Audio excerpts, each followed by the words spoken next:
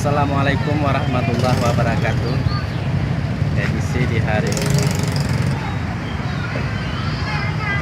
hari Jumat tanggal 17 bulan 4 2019. Selamat menunaikan ibadah puasa ya bagi yang menunaikan ibadah puasa. Jadi kita ada beberapa buah-buahan dan yang kita rejikan di hari ini ya. Boleh kita coba cek. Ada kasturi, ada melon, ada jeruk peras, jeruk manis, Mahendra,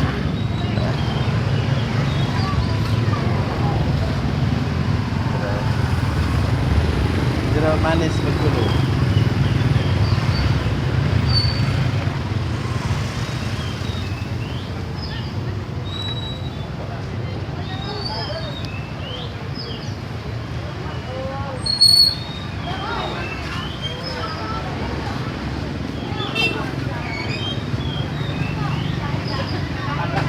Nah, yang